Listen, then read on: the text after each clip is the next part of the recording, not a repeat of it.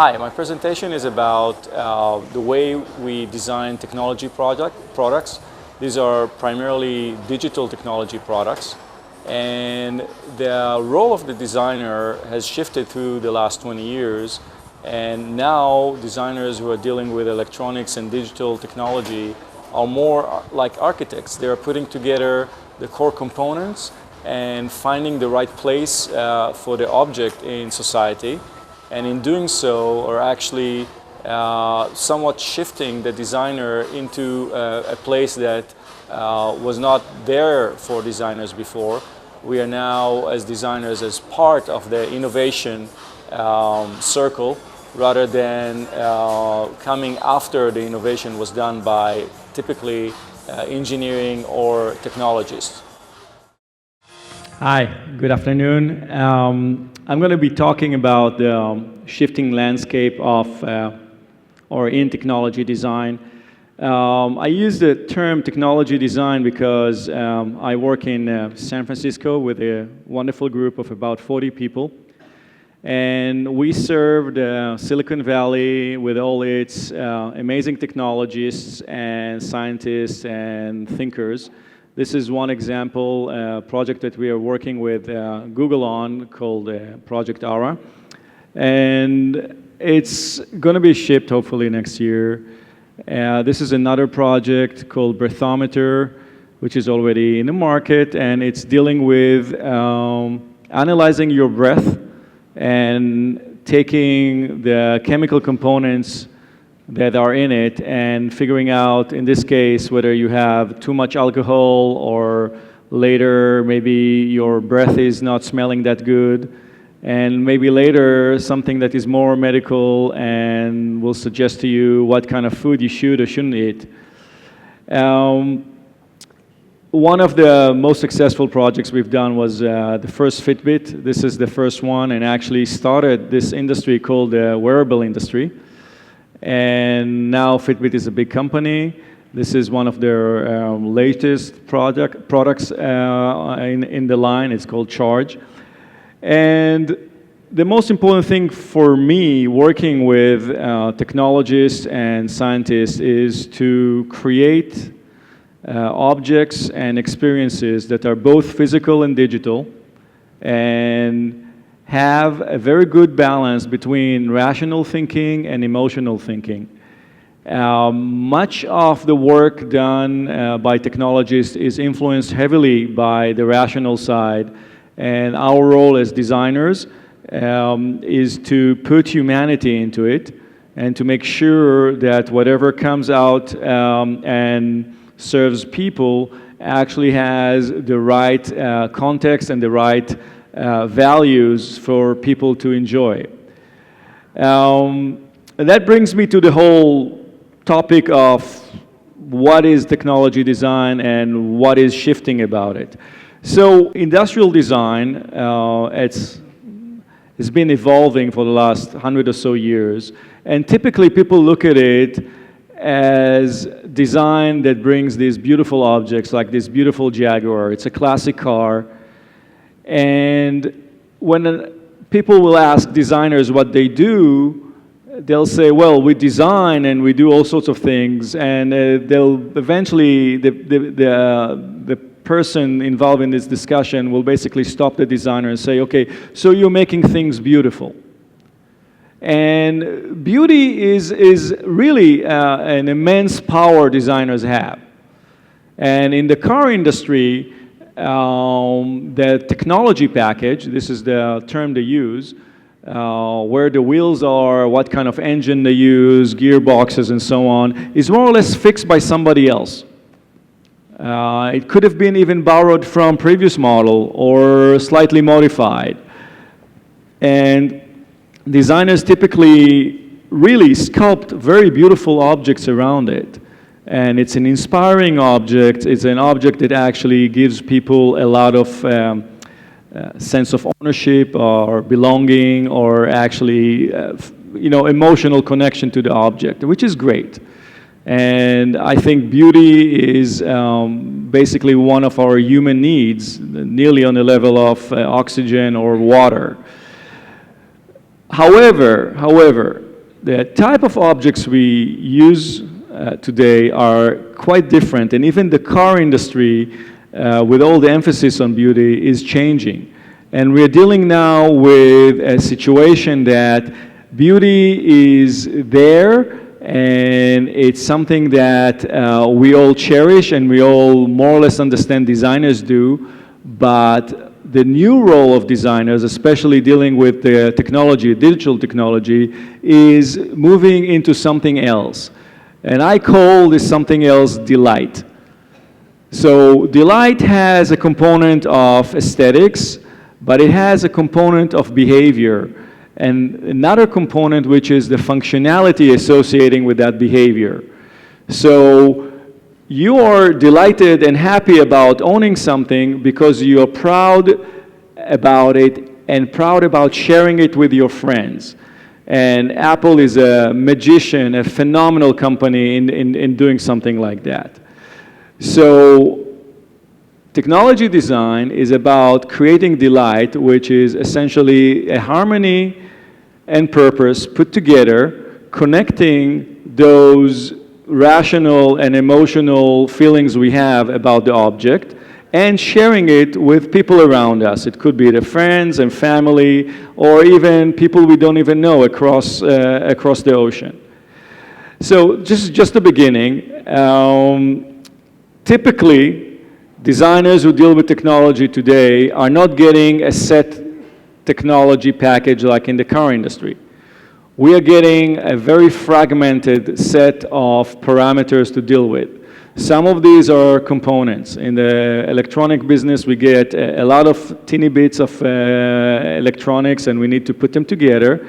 But next to it, there are a lot of marketing, social, cost, aspects of reliability, serviceability, issues of internal politics with companies. What and how should an idea go through the corporate ladder and get to market? So this is essentially the whole sphere of factors people in my company, in my studio, NewDealDesign, deal with on a daily basis. To distill that, I will say a few things about the environment where we generally designing in an age of complexities. There is no simple product any longer. I saw a lot of the beautiful videos earlier. We deal with issues of sustainability. And one of the aspects of sustainability is to stop making products people don't want, or want for a month and then they discard it. And how do you upgrade a product? How do you create a product that people don't want to give away even though it's old? That's something that we no longer think about in the technology business, but we need to create objects that are cherishable and people want to hold to. Now, as I mentioned earlier, part of the problem with a consumer-facing technology object is that they don't always have any other value other than utilitarian value. Okay, it does something, but tell me more. Tell me a story. Tell me something that I could connect to the object so I won't be throwing it a week after I bought it. And part of it connects to the storyline. How do we connect people through the objects, through digital experiences, into some kind of an ad hoc community? And another aspect that we found out that relates to digital design, whether it's the professional side with the clients we work with or the consumers who actually buy and experience the products, or even people who get to use the product we design as tools in their job, they all have intuitions. And they actually make decisions regarding the objects or the digital experiences in an intuitive way. They like it or hate it, and we need to take that as a component in how we do design. How do we do design? The interesting thing that it took me about 15 years at New Deal to get to this chart. when every time I was asked, how do you work? And the models that are out there as far as design processes are typically linear. You know, we have phase 1, we have phase 2, we have phase 3, and we do this and so on. But for me, this form, somebody called it the onion form. For me, the form we have here is more or less the process of design. And we start with a very chaotic and intentionally expressive phase we call the area of expression. And the interesting thing that when we start the project, we don't follow the brief. We actually go sideways from the brief. We actually look around the brief. We are experimenting and let people sometimes be unbriefed. So we bring designers that are not exactly aware of the industry or not exactly reading the brief correctly and so on. And we do that intentionally, so we have some kind of a creative tension between the designers. Some of them are more experienced, some less, some more in tune with the subject matter, some less. And that process goes for a few weeks until we get to a point where we feel that we more or less maxed our crazy period and we have a lot of ideas. Basically, we cover the whole room with ideas, and some of these look far-fetched even to the client. Now, at that point, what happens, the team feels there are storylines, that some ideas could be combined together and some other ideas could be put on the side, and slowly we gel few storylines. There are storylines that relate to aesthetics, there are storylines that relates to the technology advancement, whether it's the next generation or can we use some other type of battery or so on. And there are stories that are related to the economy. This could be a low-cost product rather than high-cost product. It could be a more elite product rather than mass consumer product. So all these stories with the ideas are being brought to the client, and we pare them down, and from there we get to 3 alternatives. Typically we try to deliver 3 alternatives, and the interesting thing about it that one of them we insist is always a contrarian idea. The notion is to develop a real good fight between alternatives. So one idea is what we call the dark horse. It's something that is either very extreme in aesthetics or actually doing only half the functionality or doing something else or actually is completely contrary to the brief. Funny enough, many times these dark horses are actually winning. Not always, but I would give them at least 30% chance. There's something about the process of rebriefing combining with the creativity of the designers that actually show the clients many times how things could have been different if the brief was redone. And in many cases, things are actually moving that way. Now, once that decision is made, which one of these 3 is taken, the process then becomes linear. This is the process where details are being put together in some kind of a harmony, and a lot of engineering details are refined, and it goes all the way to manufacturing. It's a pretty protracted process. But that process is essential, and as you see, it becomes much more narrow and much more focused as we go forward towards production. Now, this illustration and this process is quite different than the way people used to call design thinking or engineering thinking. In the old way of thinking about solving problems, there will be a problem. The problem will be dissected into sub-problems, and sub-problems will be given solutions through details, and somehow magically this whole thing will be put together miraculously into a solution. This is a model that is very typical in scientific and analytical thinking. It's also called a divergent model of innovation. But it has two fundamental problems.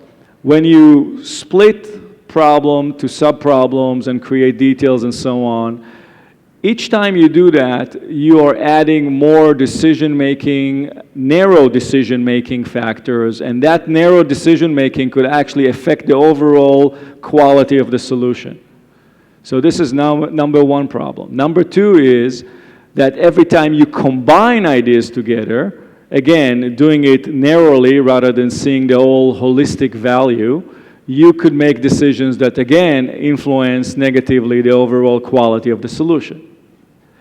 So that's the reason we have this model. And the other effect of this model is that it's actually very quick. So usually the area of expression, the first phase, takes about 6 to 8 weeks. Now, this is really critical because in the technology world, I strongly believe, and lately I got to talk to some CEOs that actually validated that the actionable future is about 18 months. And I'll explain what's actionable future. At any given point, with best research, you could more or less guess up to 18 months what's going to happen in the market. So if you take any market of any objects, whether it's mobile phones, whether it's cameras and so on, there is a limit to the visibility into the future. It gets to a point that if you want to guess what's going to happen in 5 years, frankly, anybody's guess is fine. Because nobody knows where let's say, the camera market is going to be in 5 years. Will mobile phones take over the whole camera industry? Only professional photographers will left? I don't know.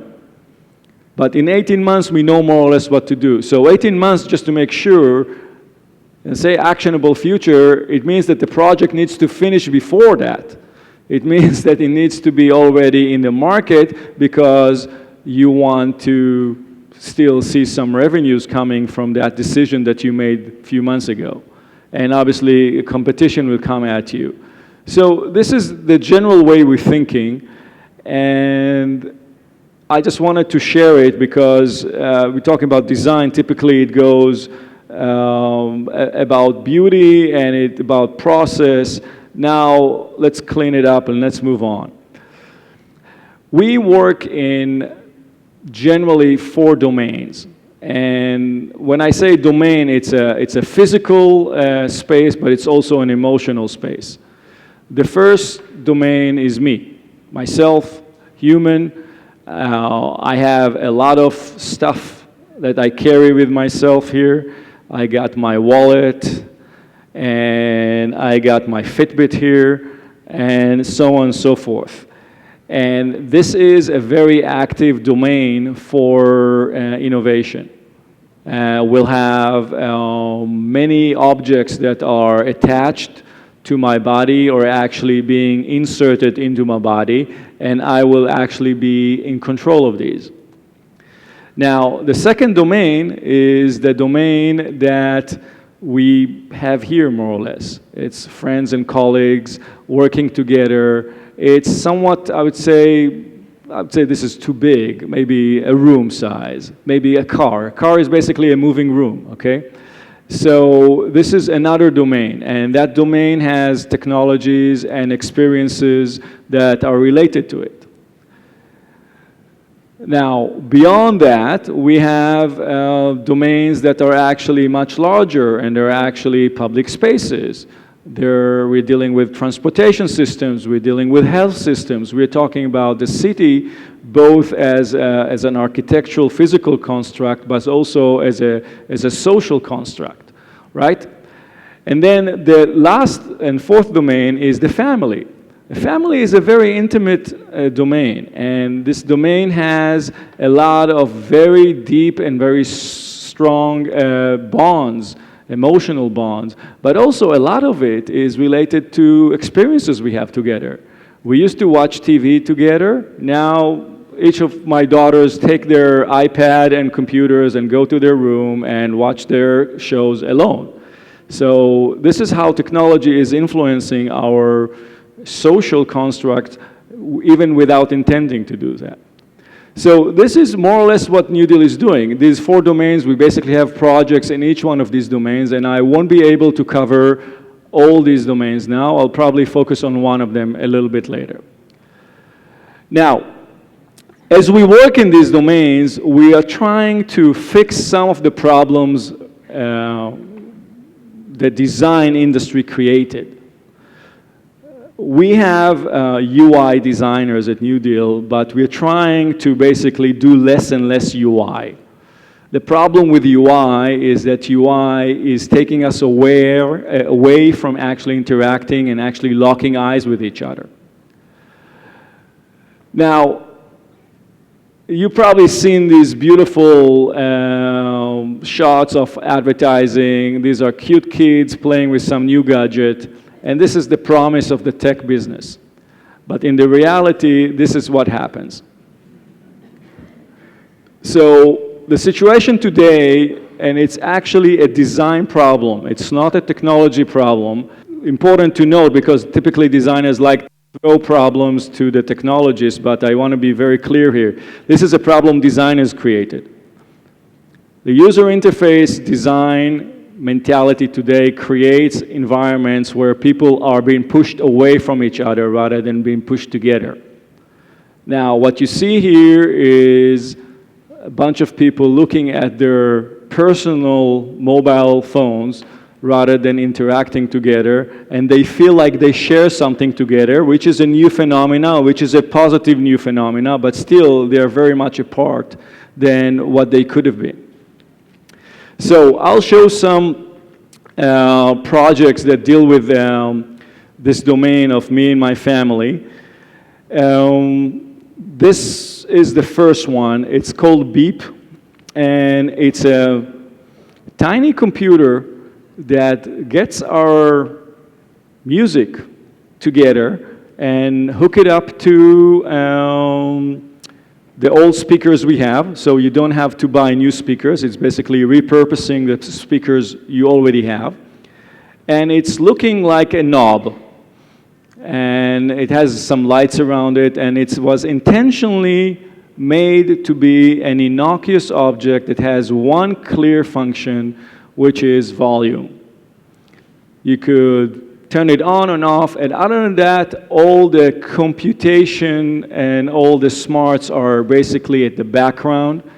And what it can do, it connects my Spotify account with my daughter's Ardio account, and we could all share the same music list and actually play music and experience it together, which is currently, again, done separately. We all have our headphones, and we are going to our rooms to listen to our music. So this is a device that will bring us together. Now, in the design of it, what we wanted to do is something that was very much at the background of the room, doesn't require too much attention. It has LEDs that are giving you some kind of shimmering background, not too much. Now, when you want to pause music, you'll be basically creating this pattern that show you that there's a music that is paused, so maybe you've forgotten that, you could actually go back and let it go. And if obviously you want to turn the music on, the volume on, you'll see an LED pattern. So, this is how it works.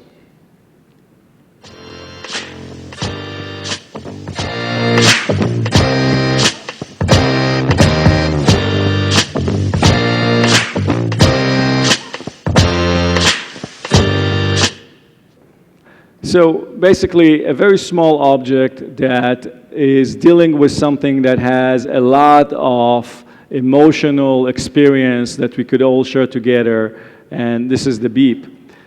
Another object that deals with something completely different is called Oku. Oku is a device that has an app as well, and it's dealing with the beauty industry. So how do I know how to take care of my skin? So if you walk in the mall, somebody in the US, it's very common, somebody will try to catch you and sell you some kind of a cosmetic. Now, the problem is that you actually don't know what skin type you have. Somebody told you once ago you have a dry skin, and then, you know, a few months later somebody said you actually have an oily skin. Now, this device, Oku, could actually set it clear. It has a little scanner. It will actually scan and let you know exactly in 7 parameters what kind of skin you have. Now, this is relatively simple on that level. Now, what you see here is the app. And the app has 2 sides. The side that is going on the right is the side that actually tells you all the scientific stuff.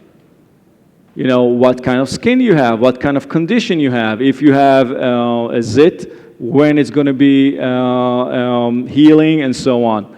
But that's not the interesting thing. The interesting thing is what's happening on the left. Because when I know what skin type I have, I could finally get the right advice from my friends. Because now I know that Jane has the same skin that I have, so suddenly I know that I could listen to her and her experience about products she bought and worked or didn't work for her. So when I do that on a social level, I could create a scientifically based filter to the whole marketing machine of cosmetics. So you could suddenly have some validation by peers, by your friends, by your social network that is based on some kind of a scientific fact that is compared against the efficacy, if you wish, of the gibberish the cosmetic industry is selling us. So this is Oku. Now, the third product, I have it here, and I have a lot of them at home, is Fitbit. And Fitbit was designed, this is the first Fitbit that was introduced 8 years ago. Fitbit was designed to be an introvert device. And the interesting thing that most of the people at the beginning were actually women, and many of them put them right here inside the bra. And the notion was that what you do with your Fitbit is your problem or your issue. Nobody else needs to know about it. So if you walk more or walk less, you know it, nobody else knows it. And that's a very interesting notion, and I'll deal with it a little bit later. The issue of privacy and the ability not to share information, not to show everybody what you're doing is so essential to the digital experience. You're dealing with a lot of issues on the digital side that basically you don't want to share. Now, we need to create objects and interactions that allow people to be more introvert and more in control of their privacy. This is another aspect of the work we've been doing. Now, wearables, we've been doing a lot of wearables, and I wouldn't say this is everything we do. We do actually a lot more than that. Probably wearables are more like 25% of our work. There is a lot of complexity of putting electronics on the human body. And it took us, honestly, 5 years to learn as a studio how to do it. And it's something that I now look at it in retrospect. It sounds bizarre, but it's something that wasn't done before. So there is no wearable design manual. So let's start with a few things just to get warmed up on this issue. When a baby is born, he or she are expected to triple their weight in the first year. Now, by the time they are full-grown adults, they are multiplying their size by 10x, something like that. So if you see dad and baby here, dad could be 240 pounds and baby could be, 16 pounds and so on. So one of the issues we have, and this is the first time in industrial design, that you actually need, this is not the ergonomics of yesterday. We are talking about orders of magnitudes. So in the ergonomics of yesterday, you had a chair for smaller people, a chair for bigger people. They may have 10% differences. We are here talking about 20x, 30x size differences. So if we want to implement something across everyone in the family, we need to think about that level of variance in sizes. Now, usually when I talk about wearable, people talk about it as if it's fashion. So wearable design is not fashion, but it is influenced by fashion. And the interesting thing about fashion, that there is not one fashion ever. Everyone has their own fashion, and everyone switches fashions. And the one thing that actually helped us create the first Fitbit was to understand that people actually switching their clothing arrangement 2-3 times a day, and through the week they may have gone through 10-15 combination easily. Now, to explain it a little bit more architecturally, if you wish, or conceptually, just focus on the shoes for a second. What you see here, you see sneakers, you see high heel shoes, you see low-cut boots, you see a variety of combinations that physically are completely different. So if you're talking about the physicality of an object from a fashionable perspective, there are a variety that really, there's an enormous variety of options. So we need to figure out how we deal with fashion physically while we're doing our devices. And obviously there are cultural contexts, and there are colors and materials and variety of other aspects. Now, the most difficult aspect of wearable is the sense of self. How do you deal with that? People have their image of themselves, how they look good. And it's very individual. So the important aspect in design of wearables is to try to cater to that sense of self, so people would feel good with themselves no matter what kind of object they have, whether it's on their face or on their hand and so on.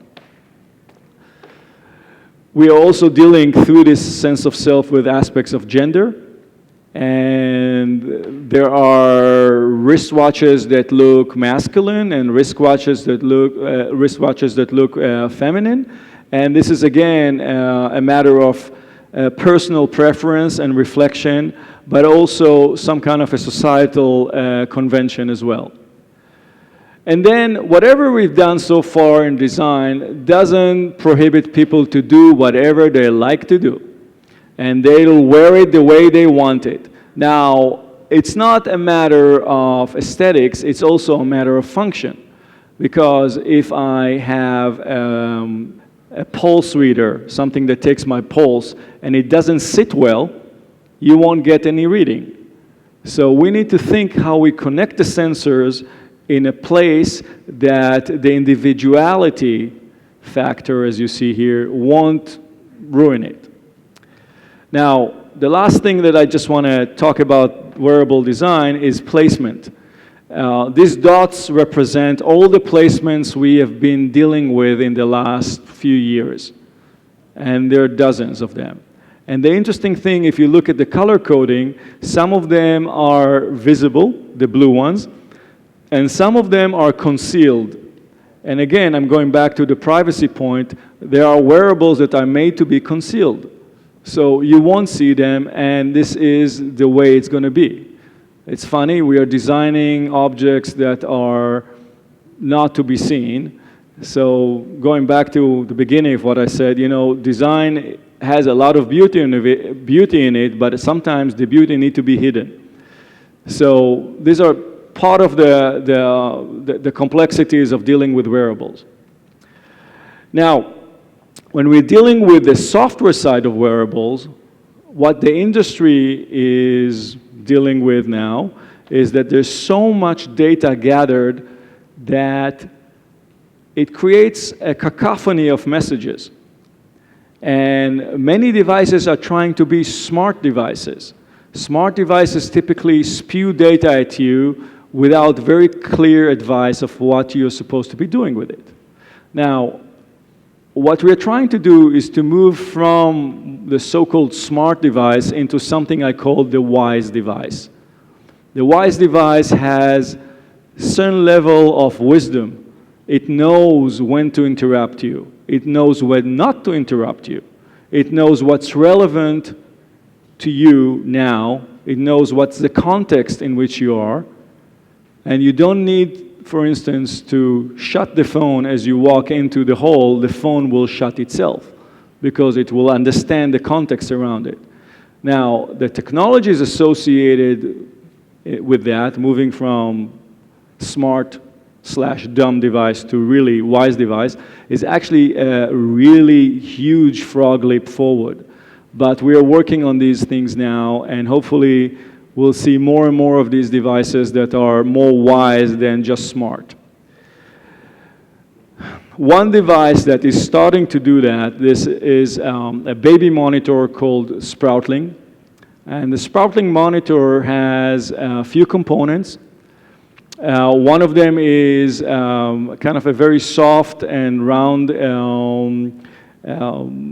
bracelet, if you wish. The other one is a base station that is going to be situated in the baby's nursery. And the third one is an app. And the goal of Sproutling is to predict how long the baby will sleep, for instance, and how well the sleep will be, and so on. And it does that through sophisticated software that is relying on a few sensors. Some of the sensors are on the baby, and some of them are on the inside the base station. So this is the inside look of the actual bracelet, and has a very soft fabric around it that is actually a very soft form of Velcro that allows you to attach it quite firmly, but at the same time it's very supple.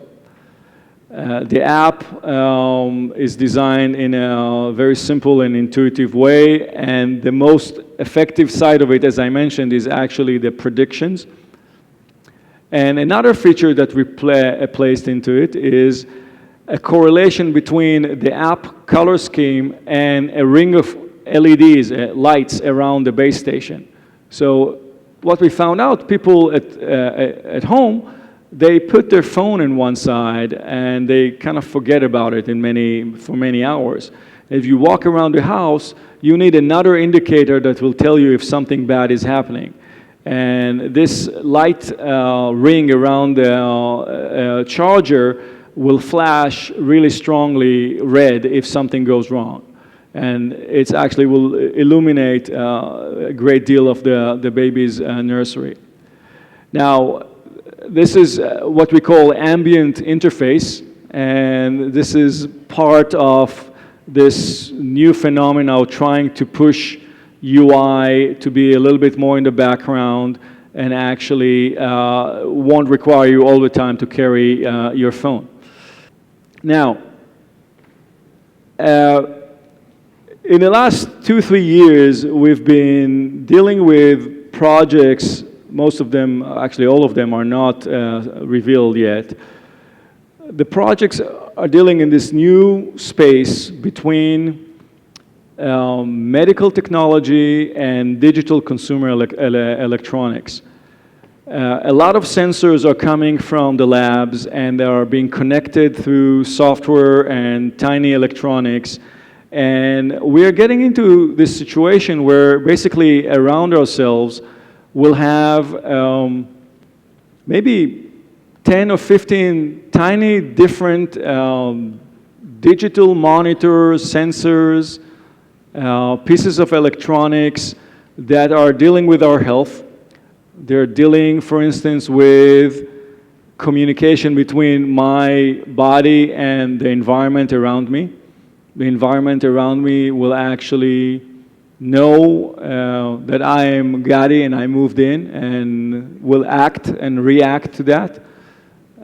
There's a need for maintaining very high degree of encryption of my digital persona, if you wish, for transactions and so on. And out of all that sphere of ideas, we felt in the studio that we need to do something provocative.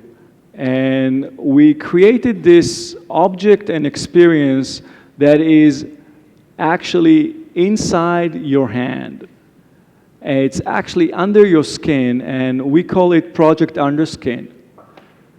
And it was essentially an attempt to try to create a holistic solution for this new environment, but also trying to test ourselves whether we feel comfortable designing things like that. You know, both physical and digital designers not thinking in terms of actually embedding their work into one's body. So it was actually a very interesting internal process where some of the designers have had quite a lot of difficulties with the concept, and many people felt it's not workable and who would want it and so on. And because of that internal controversial views, we actually decided to publish it. So as I mentioned, the dark horse, this is one of these dark horses, what if projects. So we put it out there, and we got a lot of visceral reactions. Some of them are very negative, but many of them are very positive. Now, the object actually has two nodes that are pentagon. The more sophisticated one is actually inside the palm of your hand here, and the less, and it's obviously less visible because of that. And the smaller one is right here. And what we'll see is that if it activates, you'll see something like that. And the interesting thing that when we got to this solution, one of the designers said, you know, I cannot work on it. I feel really bad about it. And I told him, you know, Ben, what's your problem? You just came in and you tattooed all your left arm from here to here. And he was genuine, and it is totally legitimate, but it just shows you that even though humanity has been dealing with tattoos and actually inserting jewels into the body for thousands of years, the notion of having a digital object inserted into you is a lot more difficult. Now, as we released that, we actually got many reactions, and some of them came to me, and a guy already had a Bitcoin inserted here and an RFID tag over there. So there is already an underground of network of body augmentation that is now working already and actually inserting pieces of electronics into their body out of hobby. So just tells me that whatever we think is far-fetched, somehow already somebody else done it. The design language that we developed for that had two purposes. One is to create this ornamental, somewhat traditional connection to the history of tattoos and the history of body augmentation. And we develop a user interface that is related to that. But the other part of it is a concept that is a little bit complicated, and I'll try to explain it.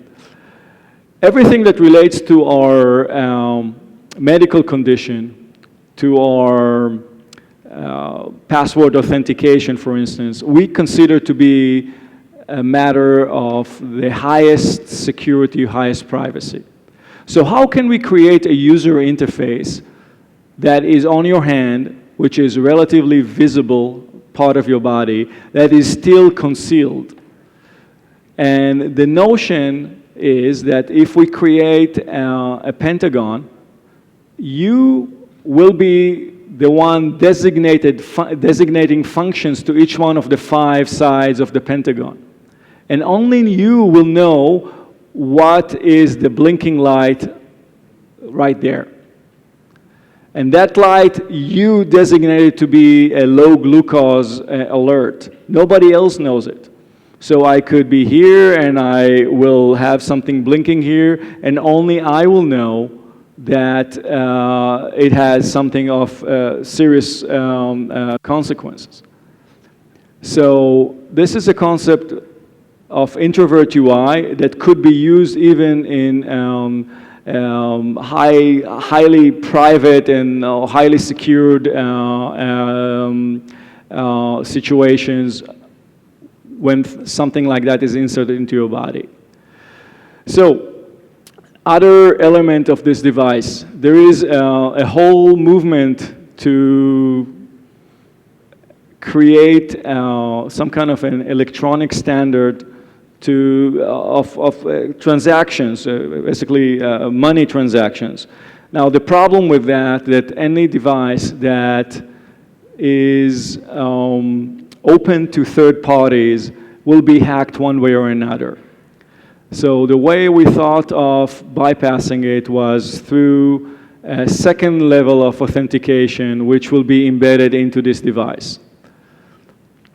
Now, we could also exchange files, exchange data between each other. So this is another part of the story of Underskin. And the last is, maybe we could actually detect connection together. So again, this is somewhat, I think, aspirational ideas we have in the studio, but the important thing for me now is a little bit about the role of designers in this whole mega economics of technology. I find myself today in some kind of a need to be a little bit of a provocateur, or actually, say, making some kind of advocacy points of views to try to form some directions in this technology world that are being more friendly to humanity and more holistic, simplifying the world, because the tech world has this really strong energy, and however, the energies of the tech world are always diverging. They're always in different directions, and if there is one standard for mobile phone, sure enough, there'll be someone next to it who'll do another standard for a mobile phone, and rather than working together, there are 50 different directions. So Project Underskin is very much about trying to be a little bit controversial, trying to look over the horizon, and trying also to create some kind of kernel for ideas that later on could be useful for the tech world to come around.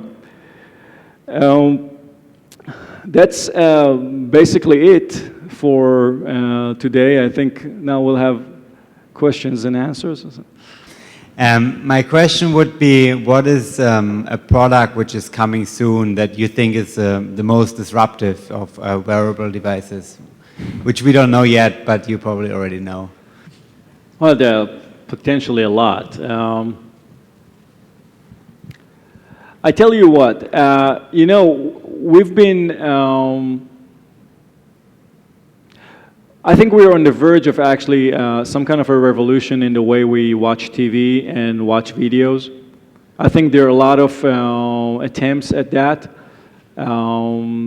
We are now ending a period of doldrum where the big networks were still doing whatever they do, and on the side there were YouTubes, and suddenly there is this Netflix that is doing something really interesting, but not really big, you know.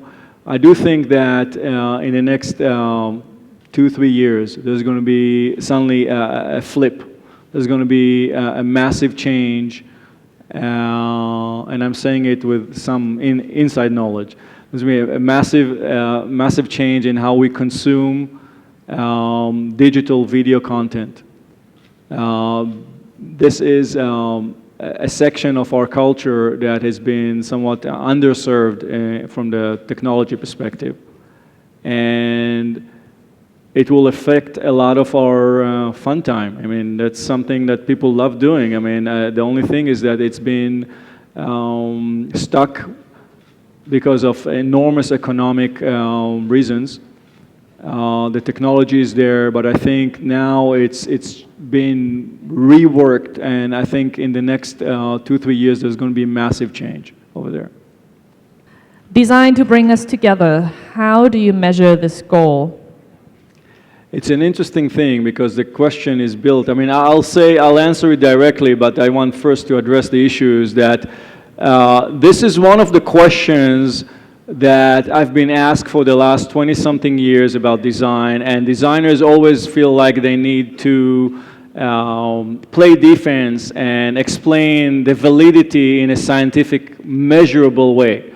So if I knew who the person is, I would say, I actually, I got a pretty good science and math head, and every time I got to go head-to-head with somebody that had measurable data, for instance, I would prove him wrong immediately. I'll give you an example. It's very common in the US to do user testing and market testing, but these are typically done on a small group of people, 100 people and so on, something like that. When you actually calculate the measurability or the accuracy of it against a population of 400 million, you get a statistical error of plus minus 57% or something like that. So it's meaningless. So the first thing is measurability is, let's say, a false notion.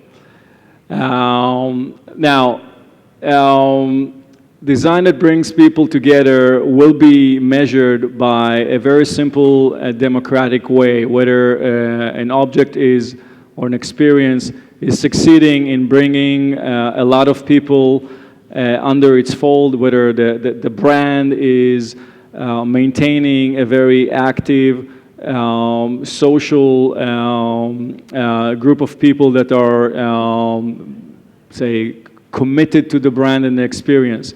This is the measurability of it. Now, how do you do that, and how do you combine intuition and science into it? It's a very complex discussion, but I want to really state that designers have the capabilities to leap beyond science and measurability and actually create these experiences that we all love. And if people think that, for instance, Walt Disney was a scientist, let me just tell you that he wasn't. So knowing what makes a movie a hit is an intuition, and some people have it, some people don't have it. And similarly, like I mentioned, Walt Disney, in other fields, people know when a music piece is going to be a hit. And similarly in design, designers who have experience and have talent know when something is or isn't a hit. As a designer, what is the biggest challenge in convincing people to adopt new technology that's potentially change their way of living? How do you overcome this issue? And the prescription is very clear. You need to lose weight, you need to be more active, you need to eat certain things or not eat other things and so on. And the biggest challenge there is, how do you convince people to change their lifestyle? And how do you convince them to take medicine on the right time? How do you convince them not to take certain things or certain foods and so on? I gotta say that design is not the silver bullet that saves everything, but design can do few things. It can provide people with the right indications or right alerts at the right time. Design can also make the experience, rather than a drabby, sad experience, into something that is more fun.